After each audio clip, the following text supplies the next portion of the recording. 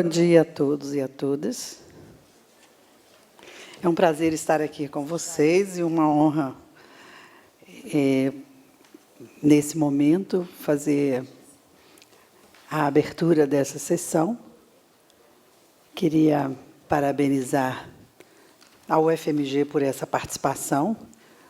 Nós temos uma época em que a mobilização não é muito fácil, os encontros, as discussões não têm sido o que as pessoas têm priorizado. Então, é importante. Vocês estarem aqui significa o interesse de vocês e, ao mesmo tempo, com mais ou menos dificuldade, uma compreensão da universidade e da chefia, o quanto é importante a presença. Sei que tem uns que têm mais dificuldade, outros menos dificuldade, mas é isso que a gente constrói. E, nesse momento em que isso não é um hábito, tem ficado cada vez mais difícil reunir as pessoas, eu parabenizo o Sindifes e a CIS por esta mobilização para uma discussão que, no primeiro momento, as pessoas acham que é uma discussão de interesse individual de um grupo, mas que nós, que assumimos em determinado momento a gestão, e, nesse caso, especificamente gestão de recursos humanos, sabemos o quanto é importante compreender, discutir e aperfeiçoar uma carreira. Acho que nós temos duas carreiras docentes, na realidade, duas carreiras docentes, que hoje é uma só, mas que ainda tem muita diferença entre a carreira do magistério de ensino básico tecnológico e magistério de superior. Uma só, mas que com muitas divergências e muita necessidade que a gente compreenda melhor, e a carreira dos servidores técnico-administrativos de educação. E também, nesse ponto, a gente tem que reconhecer que vocês estão, de uma forma mais organizada, discutindo esse processo, tanto no nível local como nacionalmente.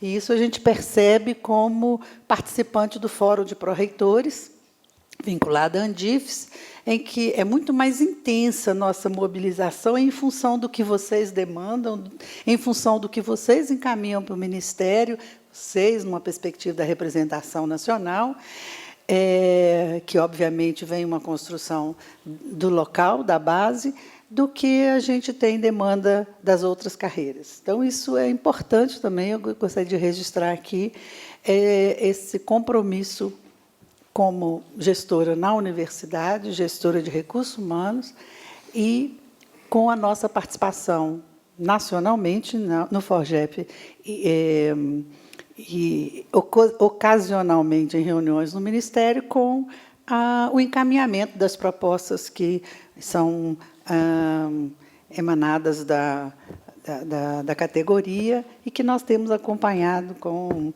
acho, até uma certa vivência mais intensa nesse cargo que eu estou agora. Então, assim, eu parabenizo e registro que vou ficar pela manhã e a pró-reitora adjunta, Leonor Gonçalves, vem à tarde e, com certeza, teremos acesso a esse relatório, o relatório nacional, que é o consolidado de todos, para que a gente possa, juntos, realmente fazer o que vocês estão propondo hoje nessa discussão, que é o aperfeiçoamento da carreira. Então, parabenizo a Cristina, o Helder, que tem um papel fundamental como coordenador desse processo no Sindifes, né? E o Arthur, que, neste momento, tem uma contribuição fundamental como CIS, porque, originalmente, é a comissão que responde, né, foi criada em função da implantação do PCC-TAI, acompanha e tem contribuído muito com a construção desse processo e, especificamente, nos trabalhos cotidianos da Pró-Reitoria. Eu agradeço essa oportunidade e vou ficar com vocês pela manhã e tenho certeza que será um dia bem profícuo. Muito obrigada.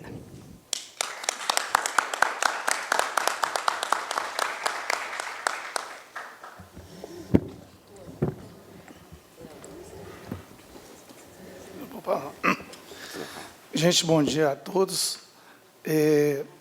dizer que Montes Claros manda lembrança, né? Que está todo mundo brincando aí. Informar também que o prefeito, essa noite, passou a noite lá no presídio. Então, todo mundo fica sabendo, né, que não teve mutreta. Só para que todo mundo perguntar individualmente, já dá uma informação coletiva. Bom, satisfação a gente estar aqui realizando essa discussão nossa, esses momentos de grande dificuldade que a gente atravessa no país, independente de qualquer situação de governo que seja. Já estava numa situação complicada antes e com possibilidades de piora. Né? A pessoa acha que não, mas com grandes possibilidades de piora para a gente que está no serviço público. E, dessa forma, é uma satisfação muito grande a gente ver aqui a categoria envolvida, o pessoal de Teófilo Otoni, Diamantina aqui representando, Divinópolis, Araxá, ver que nossa base, né, o IEF, o CEFET, todo o pessoal que participa dessa discussão, porque o papel nosso no sindicato é fazer a luta, fazer a discussão e tentar partir para fazer as conquistas acontecerem. O papel da CIS é o papel de estar estudando a carreira, de estar fazendo as propostas, para a entidade sindical estar fazendo a luta e buscando essas conquistas. E a gente tem notado, nas últimas discussões, a gente esteve lá em Brasília, no encontro da FASUBRA, a gente tem notado que a categoria, ela, no Brasil inteiro, ela não fala a mesma linguagem. Nós estamos precisando unificar nossa linguagem. O motivo dessas discussões coletivas, dessas contribuições que as pessoas têm dado, para a gente estar unificando o discurso, porque já é difícil as conquistas, com um discurso só, com a categoria com vários discursos, fica mais difícil ainda. É lógico que todo mundo quer sair do A quer ir para o B, todo mundo do B quer ir para o C, todo mundo do C quer ir para o D e o D quer ir para o E. O E não tem onde ir mais, vai ficar lá, né, quer virar carreira de Estado. Mas é importante a gente estar unificado, tanto nas discussões, estar embasado nos conhecimentos, porque a todo momento nós somos questionados dentro de casa, na rua, pelos amigos, como se a gente tivesse uma situação privilegiada, e o país atravessando situações de dificuldade. As pessoas começam a nos ver também como privilegiados, e então é importante a gente conhecer para poder estar informando o que é o nosso papel, da nossa categoria, né, das pessoas que estão dentro do PCCETAI, dentro de uma universidade, a nossa contribuição para o saber, para a pesquisa. Então, qual que é o nosso papel? Porque até 2005 a gente era meros trabalhadores de universidade, meros funcionários. E a partir do PCCETAI, a gente tem sempre repetido isso nos nossos encontros, a gente passou a ter uma face, passou a ter uma identidade, passou a ter uma cara.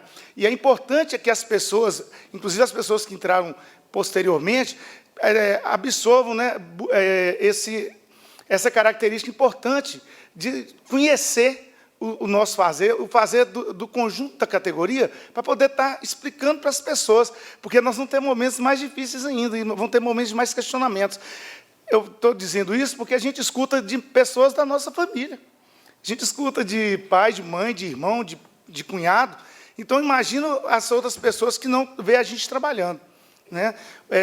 Então, é importante as pessoas absorverem o conhecimento da nossa carreira, como se dá a progressão, para não achar que a gente fica aqui e amanhã acordou com um outro percentual no salário, um outro vencimento. Como é que se dá o desenvolvimento, como é que a gente faz essa capacitação, que ela busca atender uma finalidade institucional, que depois da nossa carreira, os servidores passaram a ter um compromisso maior com a instituição. Então, é importante a gente estar absorvendo e apreendendo esses valores que estão inseridos no PCCETAI, que aquilo lá, além de ser o que regulamenta o nosso desenvolvimento, lá tem os princípios que norteiam, que fazem a gente aprender. Eu costumo dizer muito, Cristina, que a partir de 2005, quando eu entrei na CIS, a minha percepção de servidor mudou. A minha responsabilidade com a instituição mudou. Hoje acontece de eu ir 3 vezes lá no ICA, passar o dia. Sexta-feira eu fiquei de manhã, de tarde e voltei à noite. Então, a gente passa a ter um comprometimento maior com a instituição. E isso se dá através do quê? Do reconhecimento da importância de nosso papel, né? O que é que a gente está fazendo. Então, a luta ela vai ser muito árdua. Primeiro, para a gente conseguir unificar as posições dentro da categoria, para a gente poder unificar as nossas pretensões e, depois, no enfrentamento, para buscar as conquistas.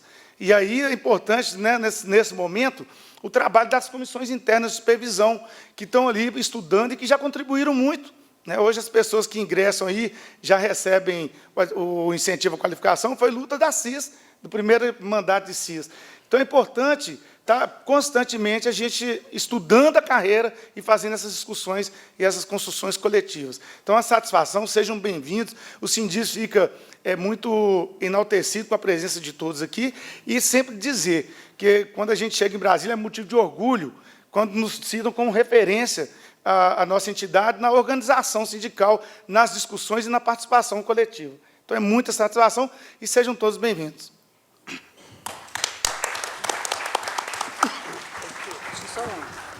Gente, eu queria pedir desculpa e dar as boas-vindas aos colegas de fora e parabenizar também por um esforço ainda maior, com certeza, do que quem está aqui, né? Tem gente de Lavras, Diamantina, Teófilo Otoni, Divinópolis, então, isso é importante, e Araxá. Então, bem-vindos à universidade, sei que vocês serão muito bem recebidos por todos os nossos colegas, mas também, em nome da gestão, em nome do reitor, eu quero dar as boas-vindas a vocês. E avisar que eu saio às 11, não é porque eu não vou gostar das palavras. Governador Valadares não foi registrado, também está aí, a bancada de governador. Eu vou sair às 11, e como eu tinha dito que eu vou ficar a manhã inteira, eu estou avisando, porque às 11 eu vou precisar de sair, e, com certeza, não é porque eu não vou estar interessada com quem estiver falando na hora, mas é porque eu tenho um compromisso às 11, tá bom? Aqui. Bom dia a todos e todas, os colegas aqui da UFMG, colegas que nos visitam aqui de outras instituições. É um prazer estar aqui mais uma vez para poder discutir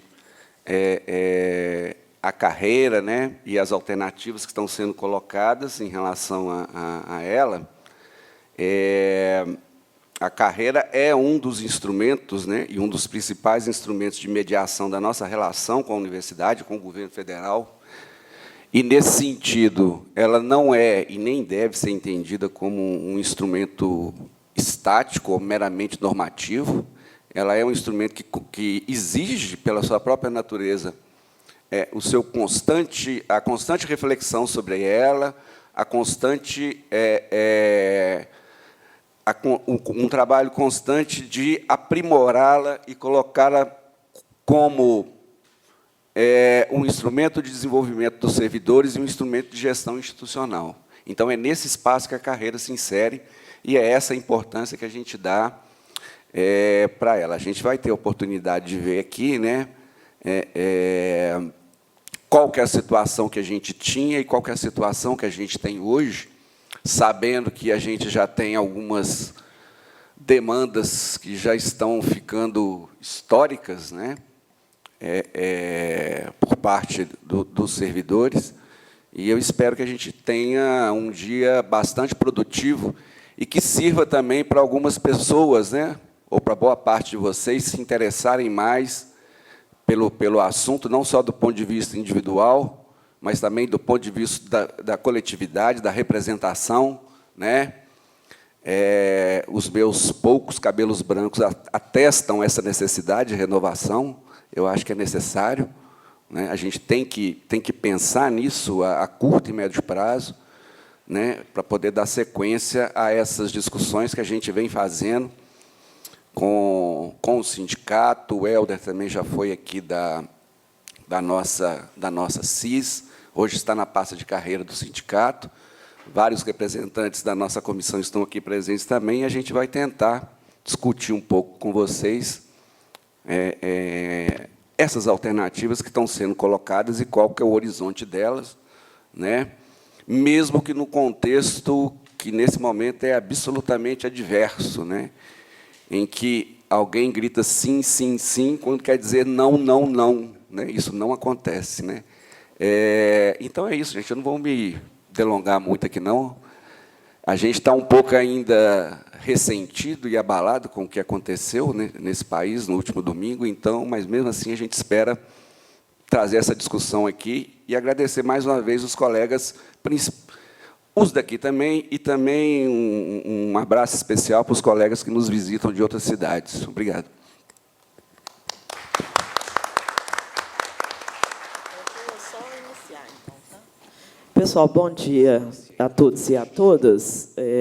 Meu papel aqui vai ser mais, nesse momento, só de estar mediando, dizer que dentro da pasta que vocês receberam, tem a proposta que o Sindifes apresentou no seminário de carreira da FASUBRA, no mês de março. Essa proposta é uma proposta para ser discutida mesmo, não quer dizer que ela tenha que voltar novamente para a FASUBRA do jeito que ela está, e é por isso que nós estamos aqui, para poder estar discutindo, mas é que, nacionalmente, nós não tínhamos nenhuma proposta escrita.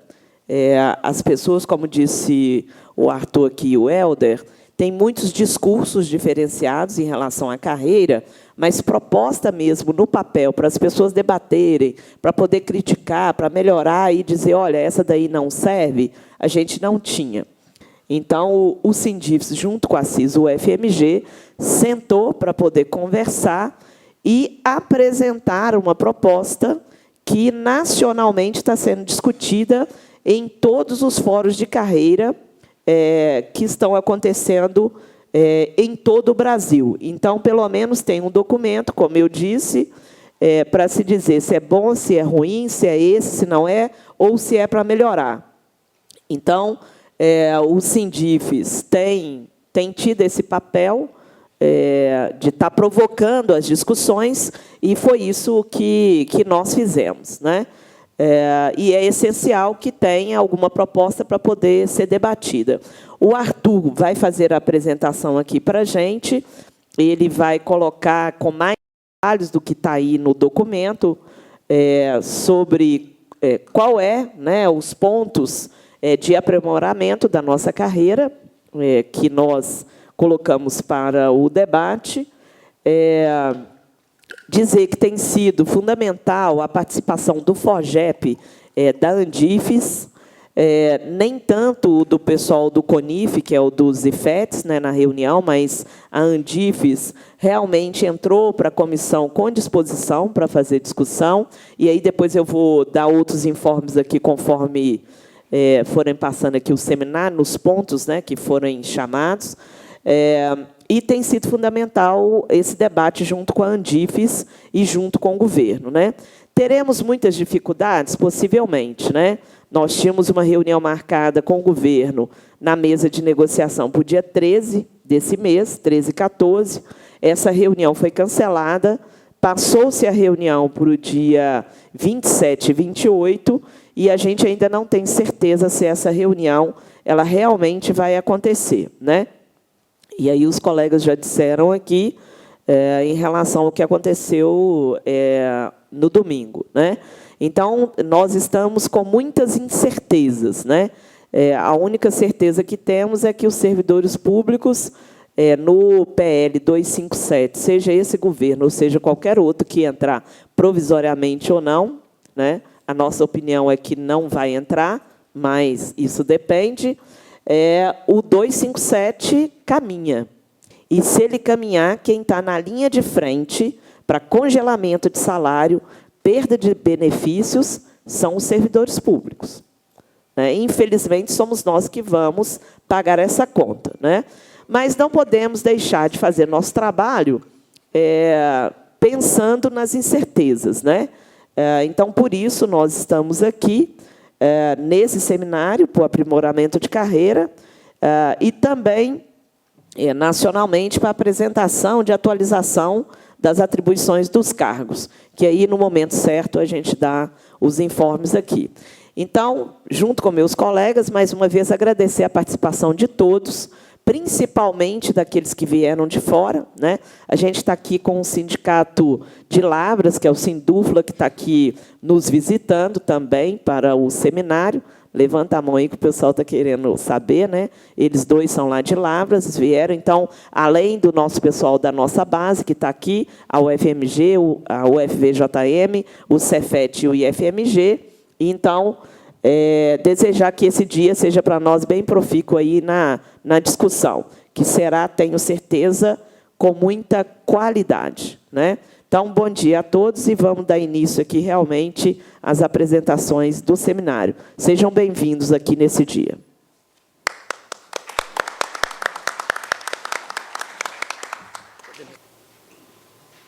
Gente, mais uma vez, bom dia. Eu só queria fazer um pequeno resuminho aqui, antes da gente entrar nas discussões dos pontos que nós levantamos. E a ideia aqui é que eu vou apresentar aqui as questões mais gerais que a gente tem trabalhado. Na sequência, a Cristina, que está trabalhando mais diretamente, a gente também, mas ela mais diretamente pela representação dela na Comissão Nacional de Supervisão, vai passar para vocês, vai atualizar o que existe a respeito da atualização dos cargos, tá ok? Essa discussão, no âmbito da federação, ela começa a partir do nosso acordo de greve de 2015, né, onde foi assinado aquele termo de acordo que diz que a pauta do aprimoramento da carreira deverá contemplar, dentre outras, a atualização da... Está acontecendo aqui? Está piscando. A atualização das atribuições dos cargos, atualização dos requisitos de ingresso, racionalização de cargos, unificação e criação de cargos. Paralelamente a essa tarefa que diz respeito ao conteúdo dos cargos, mas que é parte também do mesmo processo de aprimoramento,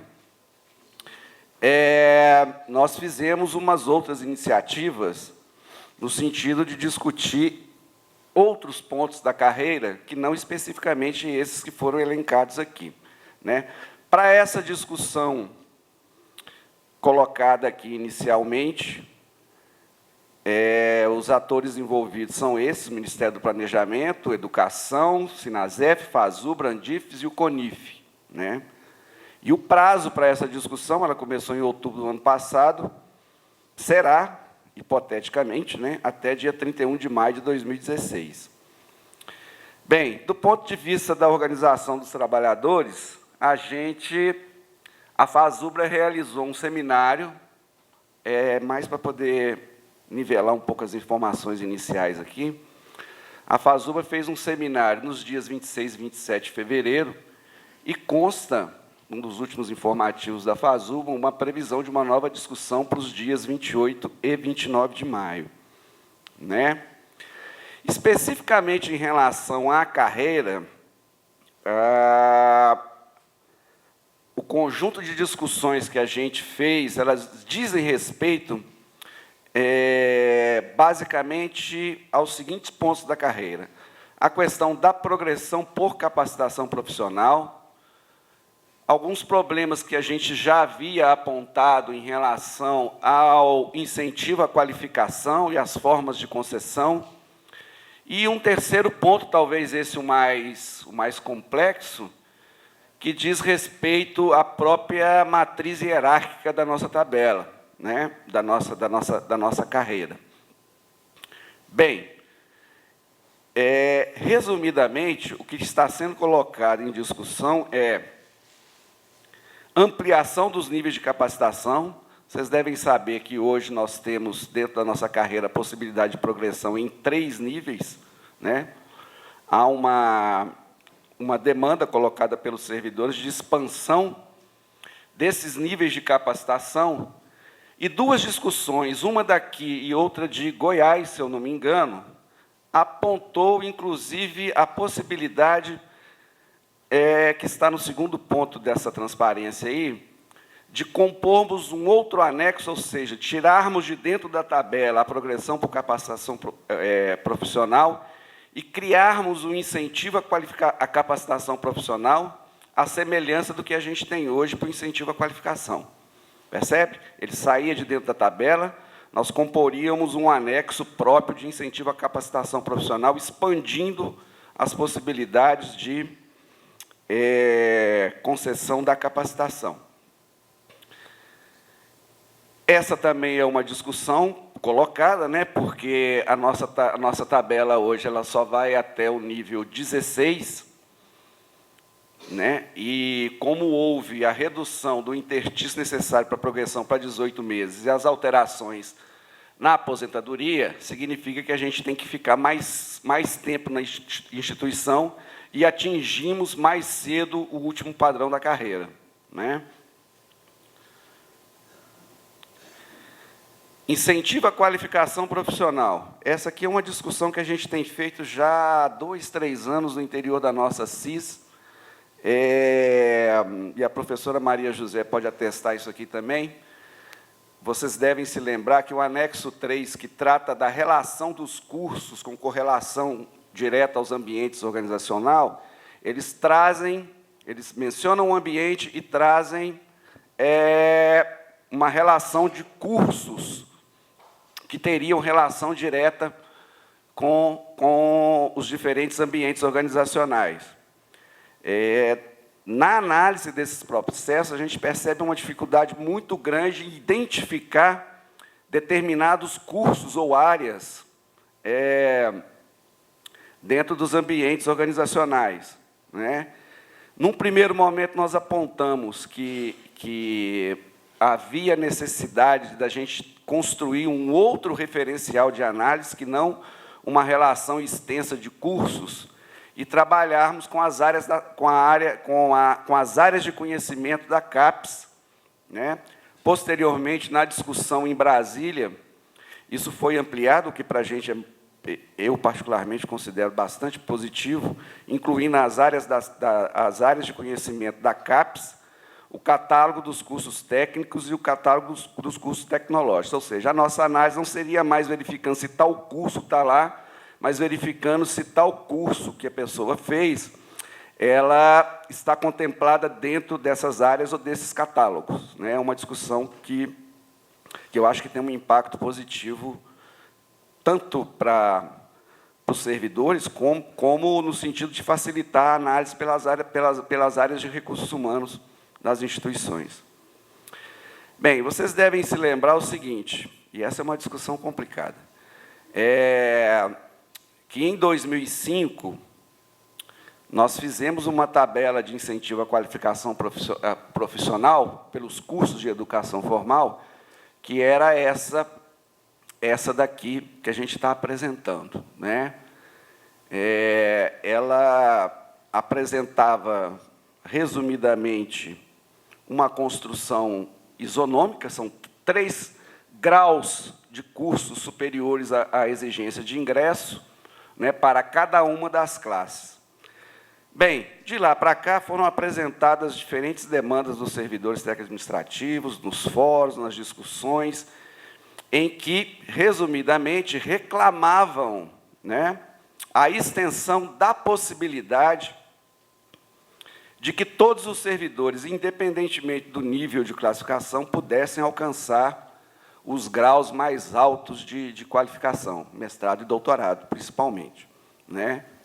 Então, a partir de janeiro de 2013, foi construída essa tabela aí, sem a barreira dos níveis de classificação. Então, em tese, né, qualquer servidor, independente do nível de capacitação, do nível de classificação onde ele esteja, ele pode obter até o último nível de incentivo à qualificação. Um questionamento que tem sido recorrente diz respeito a essa perguntinha daí. Até que ponto que essa isonomia ela é real, factível? Ou seja, todos os servidores, independentemente do nível de classificação, reúnem hoje condições, né, para poder alcançar os níveis de mestrado e doutorado em termos de incentivo à qualificação profissional? Nós citamos o caso aqui, pelo menos, da nossa UFMG, que, no último processo de avaliação de desempenho, e foram questões respondidas diretamente pelos servidores, a gente verificou algo em torno de 8% a 9% dos servidores que sequer têm o ensino médio, o que daria algo em torno aí de 500 servidores, mais ou menos, né? Então, o que a gente tem a se manter essa estrutura, nós temos que começar a insistir internamente, e também com o próprio governo federal, em algumas ações que deem conta desse pessoal que está nessa situação, seja através do Enem, seja através do Enseja, ou, enfim, ações que motivem ou que preparem os servidores para que eles, de fato, consigam alcançar esses patamares maiores de titulação. Porque o que a gente tem visto aqui em outras instituições, né, é que existe um esforço muito grande no sentido de elaboração de programas voltados para especialização e mestrado, mas a gente acaba descuidando, digamos assim, das pessoas que estão na outra ponta da tabela, né? Essa também é uma outra discussão que a gente fez e apareceu não só aqui nas nossas discussões, mas também em outros fóruns, né? É de que esse incentivo à qualificação ele foi construído na lógica dos graus acadêmicos, né? Parte-se do menor para o maior, que é também a mesma lógica da retribuição por titulação que é devida aos servidores docentes, né? O questionamento é esse: em que medida o trabalho desenvolvido pelo servidor técnico administrativo deve seguir essa mesma lógica na sequência dos graus de escolaridade, ou se há determinadas titulações que agregariam diferenciais qualitativos às nossas atividades. E daí apareceram essas, pelo menos assim que eu consegui perceber, essas duas possibilidades, né, de se considerar duas especializações como equivalente ao percentual que é hoje pago ao mestrado, ou de considerar, por exemplo, 3 especializações com um percentual equivalente ao doutorado, né? Uma outra questão, que aí que eu disse que é um pouco mais complexa, que a gente trabalhou também, ela caminhou no sentido de resolver algumas questões em relação à matriz hierárquica da carreira.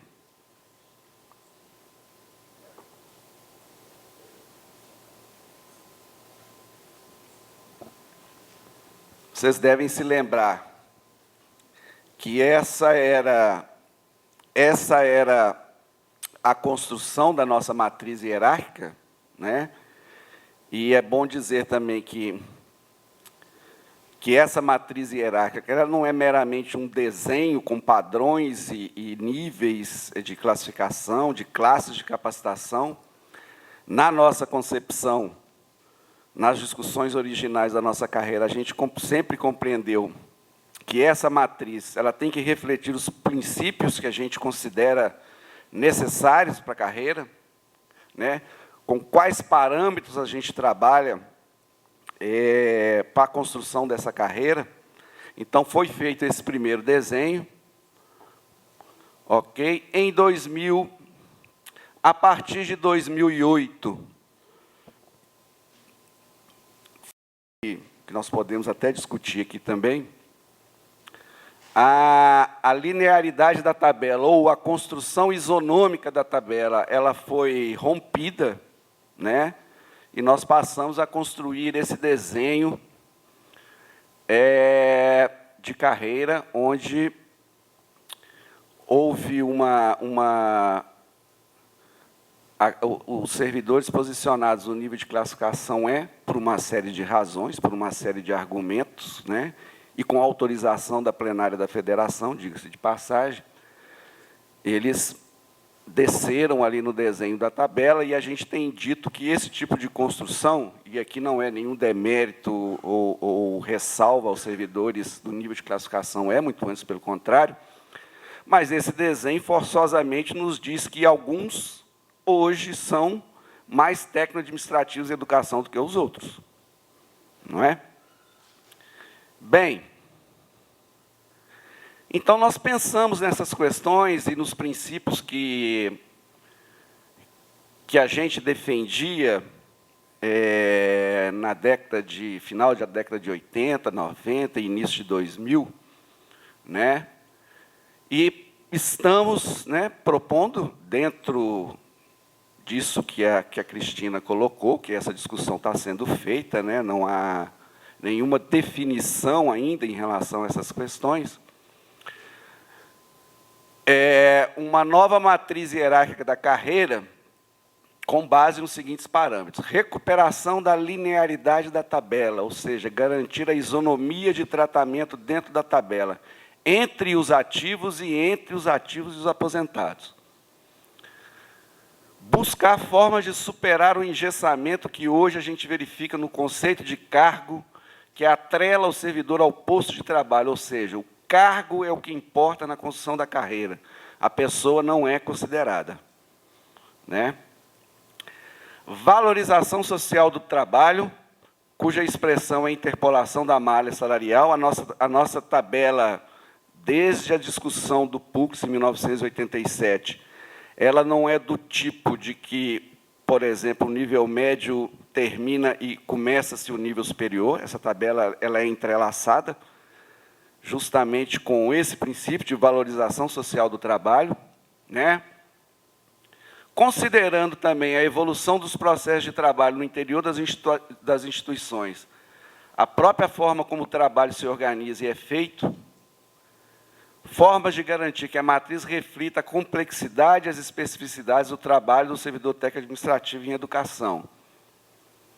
E buscando também garantir, a partir de alguns parâmetros gerais, né, que são esses que eu acabei de apresentar, maior flexibilidade às instituições para que contratem por concurso público para funções, atividades e atribuições realmente necessárias aos processos de trabalho que desenvolvem e aos seus objetivos. Nós podemos discutir também aqui, se vocês quiserem, depois, que dificuldades são essas. A professora Maria José está aqui, vocês podem aproveitá-la até às 11. Né? Buscamos também uma forma de solucionar as demandas oriundas da racionalização de cargos, as demandas relacionadas ao reposicionamento dos aposentados e, como eu disse, isonomia de tratamento entre ativos e entre ativos e aposentados e pensionistas. Com isso, essa era a tabela original, essa que foi alterada, nós estamos propondo, inicialmente, né, conforme disse a Cristina, não quer dizer que tenha que ser esse desenho, mas é um desenho que, na nossa concepção, reflete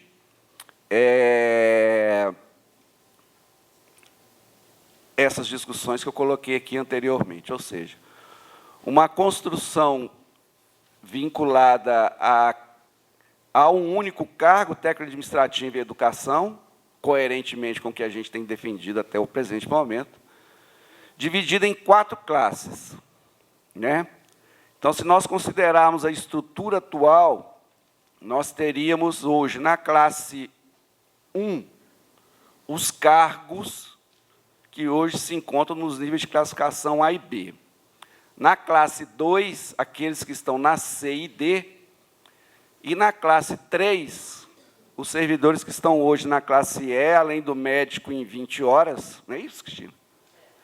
E na classe 4, que é uma novidade que a gente está colocando para discussão, seria um espaço para provimento de cargos que as instituições identificassem como tendo exigência de especialização ou mestrado, né? É um espaço para a criação de novos cargos e novas atribuições, além do médico em 40 horas, não é isso? Estaria ali? Não é? É isso, né?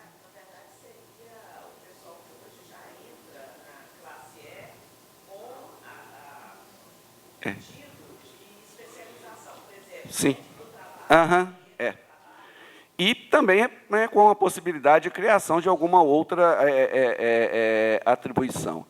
Nós colocamos ali também, dentro das classes, o limite de padrões ali até o 22 em cada uma das classes, entendendo que isso é um meio termo entre o que é exigido hoje em termos de tempo de contribuição para homens e mulheres, né? É o meio termo ali. Não quer dizer que tem que ser isso, pode ser um pouco mais também, de repente, não sei.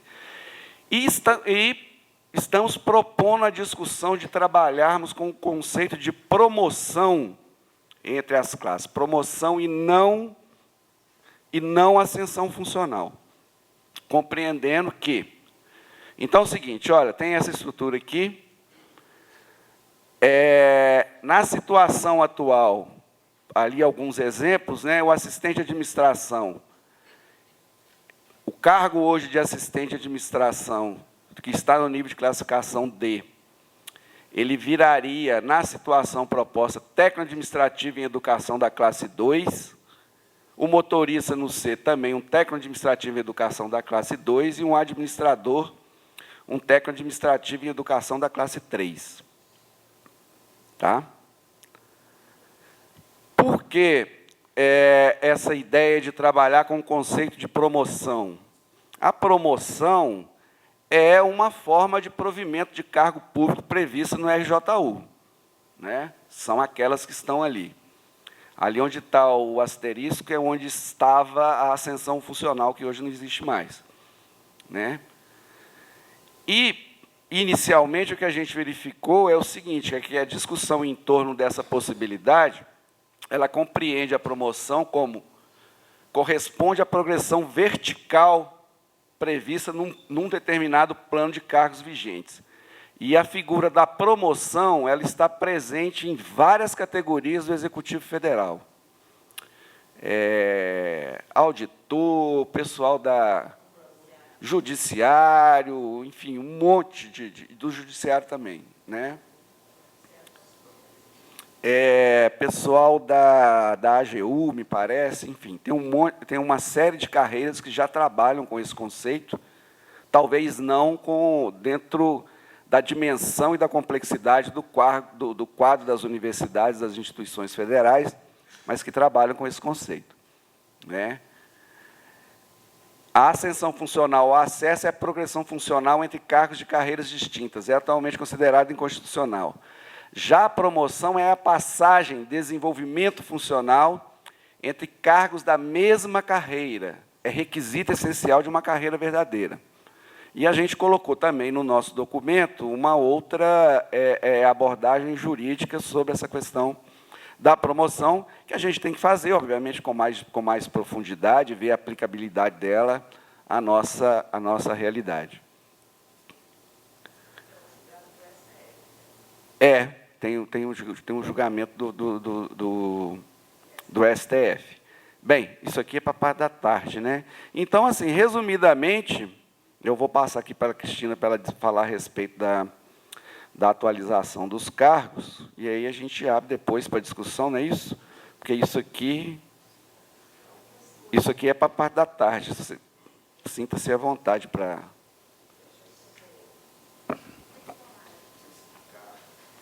O amarelo é o problema aqui do computador com a tela lá, não é? Nós não ficamos amarelos ainda, não. Mas é interessante a gente colocar ali também, que o Arthur esqueceu aqui, em relação ali à proposta de 2 especializações ou 3 especializações, ao invés do mestrado e do doutorado, é interessante a gente colocar o seguinte, que, para nós das universidades, seria mais importante a gente ter servidores com mestrado e com doutorado, que pega somente um tema dentro da construção, ou seria mais importante para a gente ter mais especializações, porque você pega diversas outras áreas, e aí é lógico que eu estou dizendo aqui a especialização, mas poderia ser também, analogicamente, colocando o pessoal que são tecnólogos, que também estariam aí na mesma área. Seria mais interessante para a gente, porque as especializações, o tecnólogo, ele é diretamente relacionado e tecnicamente mais próximo dos afazeres que nós fazemos hoje nas universidades, nós técnicos administrativos. Né? E como o Arthur colocou, o mestrado e o doutorado, ele tem o viés mais acadêmico. Né? Geralmente... não necessariamente, mas geralmente para aquelas pessoas que estão pensando em seguir o magistério. Né? Lógico que a gente não está colocando aqui que é menos importante fazer um mestrado. O que nós estamos dizendo é que nós poderíamos ter a mesma qualificação, não fazendo o mestrado e o doutorado, mas fazendo outras coisas que, tecnicamente, burocraticamente, seriam muito mais interessantes para as universidades do que somente o mestrado e doutorado. Mas, naquela época, foi o que foi possível, né? E também é importante deixar claro que, na época que foi construído lá o PCCETAI, não fomos nós do movimento, não foi a FASUBRA, que colocou a correlação indireta para a qualificação. Quem colocou e diz que só aprovaria se tivesse a correlação indireta foi o governo. E aí, para que a gente não ficasse sem, a gente cedeu à pressão, porque é interessante ter do que não ter, né? Então, naquele momento, foi interessante. A outra coisa que é interessante para a gente colocar aqui também, que é em relação à volta da linearidade da tabela. Nós, do Sindifes e a CIS da UFMG, nós defendemos a volta da linearidade. E aí a gente vai explicar o porquê. Não sei se eu consigo voltar aqui onde o Arthur colocou ali. Isso. Por que a gente defende a volta da linearidade? Para aqueles que não entendem, vocês podem olhar de A até o D. Está vendo como é que está ali uniforme a tabela? E aí, depois, o vai lá para baixo, né? É porque a gente tem alguma coisa contra o pessoal do Não, não é isso.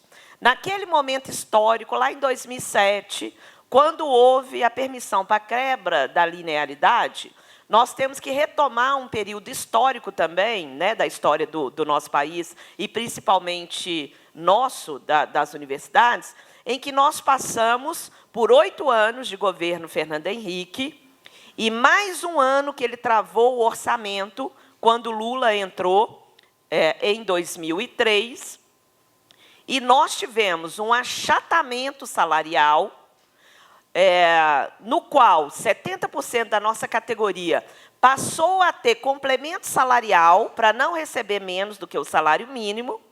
A tabela foi completamente achatada, e aí o pessoal do INS, que até então, na entrada de Fernando Henrique, recebia 10 salários mínimos, lá naquela época não era a classe E, era o INS, não é isso?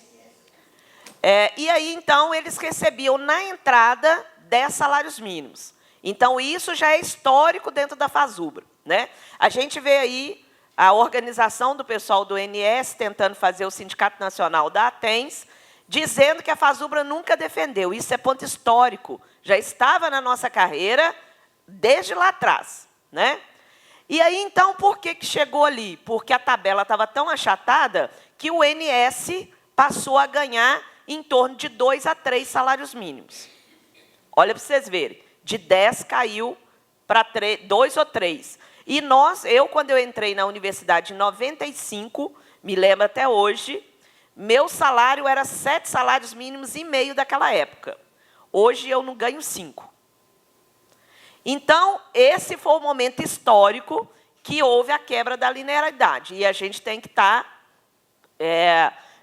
dentro dessa história para saber. E aí, então, se deslocou, porque a nossa tabela era 2, o A, 1 e 2, aí a partir do terceiro começava o B, a partir do terceiro, do B, começava o C, e assim consequentemente. E aí, então, naquele momento, para a recuperação dos salários, foi necessário fazer o descolamento da tabela. Agora, por que hoje, e a gente defendia lá, nós fomos perdedores na plenária, e a gente defendia lá atrás, e já colocava esse argumento lá atrás, é que o nosso patamar histórico da carreira, que é 3 salários mínimos da entrada, 5% de STEP, né, que nós também tivemos o rebaixamento do STEP, e 10% na entrada da classe E, que era o antigo INS, nós não conseguimos hoje colocar aqui dentro dessa tabela.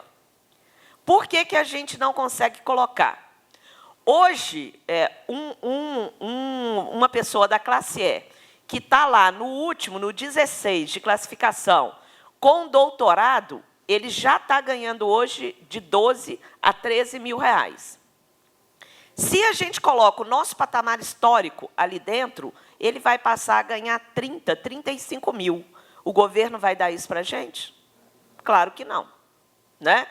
Então, hoje, para se discutir a carreira do jeito que é o conceito, a volta da linearidade se faz necessária, porque, senão, a gente não consegue voltar ao conceito original de ter uma carreira. Agora, se o conceito for de ter classes separadas, aí eu vou dizer que o pessoal da Atenas tem razão no que eles estão defendendo lá, né? Nós somos melhores do que todo mundo, queremos uma carreira de Estado. Aí, carreira de Estado, pode ser que chegue a ganhar 35, né? Porque esse é o salário do Supremo, o Supremo não vai deixar que chegue lá. Não é isso? Então, por isso é importante a gente dizer por que a gente é favorável ao retorno aí. E aí a gente tem que explicar, né? E a gente está aqui explicando por que isso seria necessário hoje no conceito.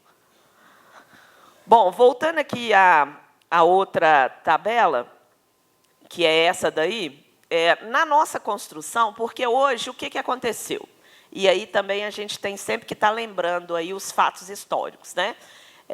Em 2014, o governo federal, porque estava perdendo os médicos, basicamente foi isso, os médicos dos hospitais universitários e também nas UPAs, no SUS e em todos os lugares, o governo, então, decidiu que os médicos deveriam ter, na entrada da carreira, um salário de R$10.000, que aqui na nossa carreira pegaria o pessoal da classe E lá pelo 13, 14 da capacitação com o doutorado, né?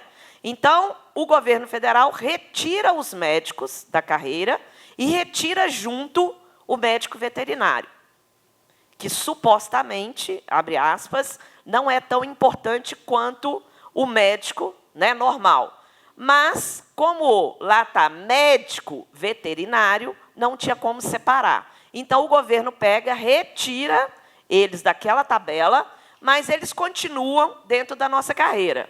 A capacitação continua a mesma, lá com os 4,16, né? Continua a qualificação e continua a avaliação de desempenho e tudo mais que a gente tem na carreira. Isso, então, foi deslocado. A outra coisa que nós temos ali, que o Arthur colocou, que né, que isso, aqui na UFMG, a gente não tem tido problema, mas são poucas, menos de 10 universidades, entre as 60 que nós temos hoje no Brasil, que não tem essa dificuldade, mas as outras têm. Qual que é a dificuldade? Quando eu preciso que uma pessoa da classe E entre com algo a mais do que é necessário para a entrada no seu cargo. E aí a gente cita, geralmente, o pessoal que é da área de saúde, que tem que entrar, que é o enfermeiro do trabalho, engenheiro do trabalho, médico do trabalho.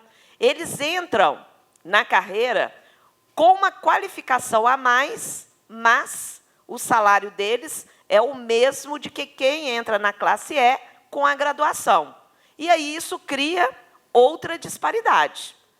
Mas por que eu tenho uma qualificação a mais e eu entro com o mesmo salário?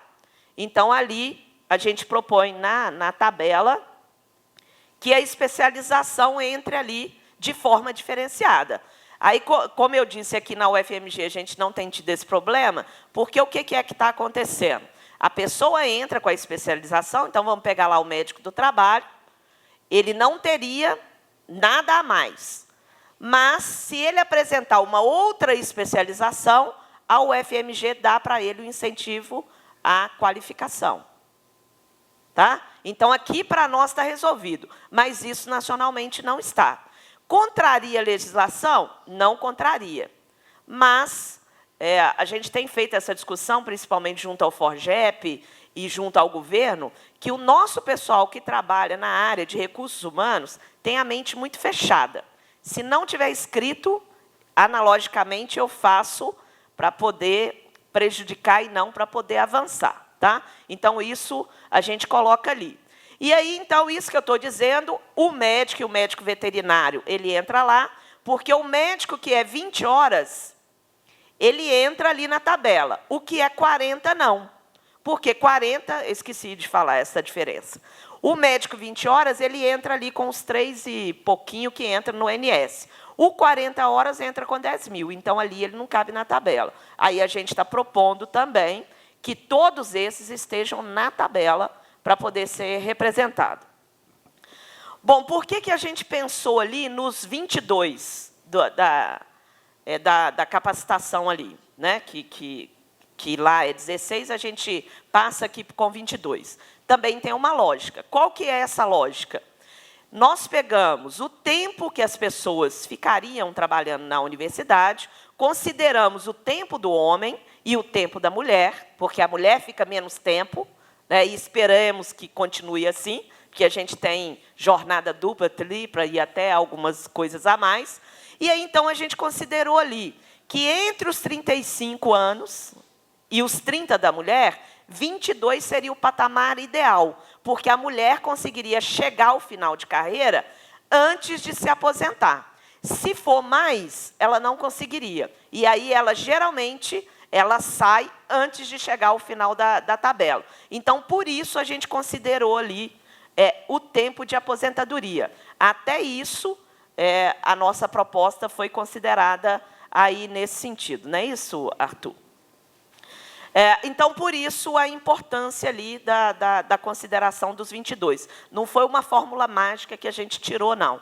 Isso tem a explicação lógica em relação a isso, né? E a importância do que o Arthur colocou, que é a forma de promoção. A gente está propondo ali, é uma coisa extremamente difícil, diga-se de passagem. Nós estamos propondo não ter ascensão funcional, mas ter a promoção. Porque é muito mais fácil, e aí o Judiciário conseguiu fazer isso, eu não me lembro, acho que foi em 2012, né, que eles conseguiram fazer. Em 2012, o pessoal do Judiciário conseguiu, então, que a carreira deles fosse transformada em um único cargo. Aí lá eles têm analista técnico do Judiciário, se não me engano, e aí dentro do técnico do Judiciário eles colocaram classe 1, classe 2, classe 3, e em algumas carreiras até a classe 4. E aí, então, eles conseguiram andar na carreira sem precisar de fazer ascensão funcional, que é o que é considerado que você passa de um cargo para o outro, essa é a ascensão. Para nós, não é assim. O nosso conceito de ascensão ele é diferente. E aí, vou citar aqui a única carreira que, geralmente, a gente cita, que eu, particularmente, não conheço outra, que é a carreira do Exército. O Exército, você entra como soldado raso e você pode chegar até a última patente. Lá, eles têm ascensão funcional. Aqui, para nós, a gente não tem. Já tivemos antes de 88, mas, a partir do momento da nova Constituição, isso ficou vetado. Não é isso, Arthur? E aí, então, a gente põe o conceito aqui da promoção, porque aí esse conceito da promoção, a partir do momento que você faz a promoção, você consegue andar de uma classe para outra até chegar na última classe, no último padrão. Então, esse é a proposta em relação à promoção. Não é somente a andar até o 22, mas se você fizer ali entre... nós ali colocamos 5 anos, que seria, para nós, considerado o ano ideal. Por que os 5 anos? É uma fórmula mágica? Não. São 3 anos de estágio probatório, em que as pessoas não podem se movimentar, vamos dizer assim, a não ser pelo incentivo à capacitação. Mas, a partir dos 5 anos, as pessoas já se tornaram efetivas, e aí já tem 2 anos que ela está ali na instituição. Aí, sim, ela poderia ter a promoção, né? E aí ela andaria de uma classe para outra. Eu não vi, Arthur, acho que na hora que você falou aqui, eu não prestei atenção, mas se eu estiver repetindo, vocês me desculpem. Em relação à nossa proposta do incentivo à capacitação. Agora de manhã também? Porque é o conceito, né? Em relação à capacitação, qual é a proposta que nós colocamos em âmbito nacional? E lá no seminário de carreira da FASUBRA, Goiás, o pessoal lá da Universidade de Goiás também trouxe essa proposta, que é desvincular o incentivo à capacitação da tabela salarial. E como é que a gente faria isso? Ele viraria um incentivo nos moldes do incentivo à qualificação. E por que desse pensamento? Porque hoje, quem chega ao final de carreira, e aí se a pessoa, nós temos aqui várias pessoas que chegam ao final de carreira com 25 anos ou até menos, ela não tem mais para onde andar. E aí a pessoa estagna na carreira. A proposta do incentivo é exatamente para dar mais esse fôlego para quem, né, chegou lá no final de carreira. Aí deixaria de chegar no final de carreira, porque o incentivo ele seria, se continuar os 18 meses, indefinidamente enquanto a pessoa estiver dentro da universidade. Atingiu lá os 18 meses, ela teria direito ao incentivo à capacitação. Tá? Então, isso ajudaria com que as pessoas permanecessem mais tempo na universidade e não estivessem, que é mais importante, insatisfeitos com a carreira, porque ela chegou no final de carreira, né, e, em muitos momentos, até antes do que deveria ter chegado lá. Então, por isso, a nossa proposta é do incentivo à capacitação ser fora da tabela, né, que está ali, o Arthur colocou e eu não prestei atenção na hora que eu estava falando. Eu acho que a gente conseguiu, né, colocar tudo que a gente discutiu. Eu pergunto a alguém da CIS, faltou alguma coisa que a gente discutiu lá e que não está aqui? Oi, Eni. Ah.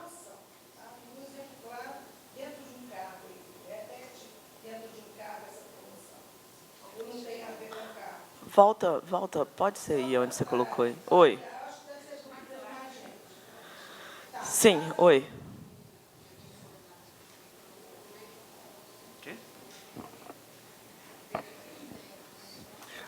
Porque não foi dito aqui, nós estamos colocando a discussão da promoção, mas nós ainda não entramos no detalhamento de critérios para a promoção, de que forma que ela seria feita. Agora, o que se pretende é que dentro dessas linhas azuis aqui, a pessoa possa transitar de uma classe para outra, né, através do Instituto da Promoção. Que tipo de critério a gente utilizaria?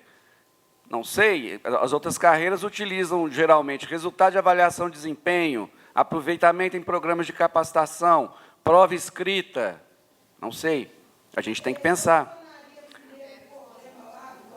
Nós temos que montar, a gente tem que vender a ideia primeiro. Ô, Eni, a promoção, da forma que a gente está propondo ali a carreira, a gente não teria o desvio de função, a gente conseguiria resolver com a promoção. Tá?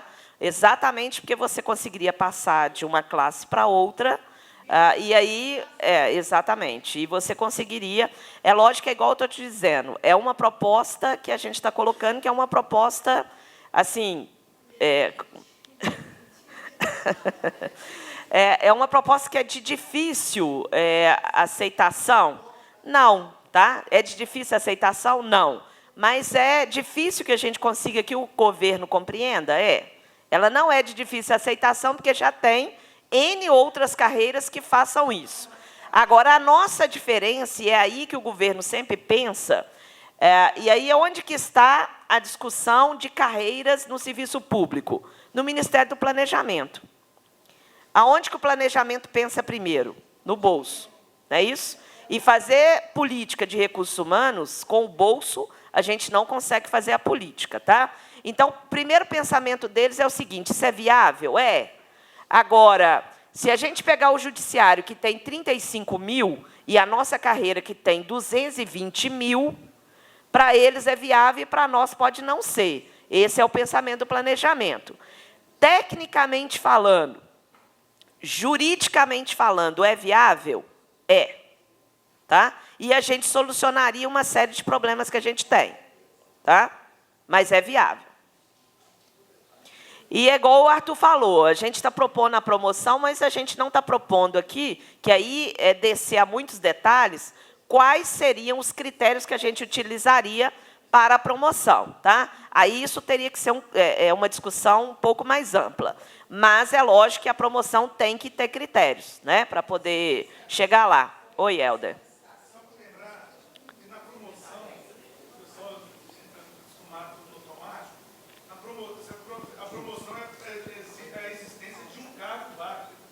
A pessoa ela vai ter que ir estudando, não vai ser promovido.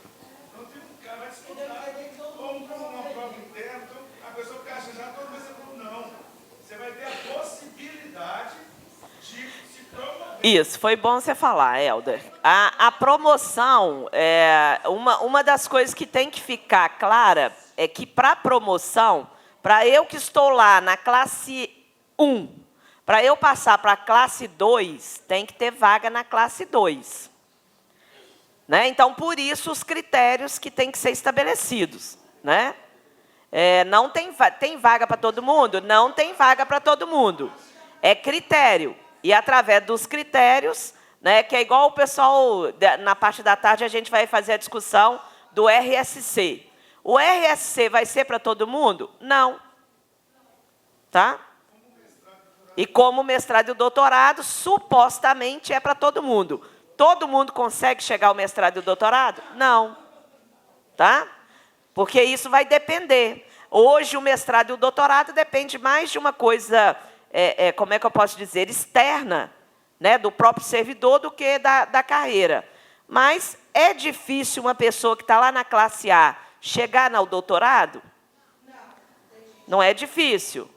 Aliás, não é impossível, mas difícil é. Né?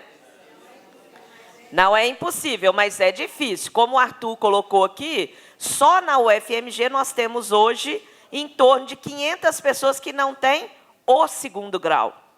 E muitas dessas pessoas já estão para o meio, mais para o final da carreira. Elas vão chegar a ter doutorado e mestrado? Não, não vai, infelizmente.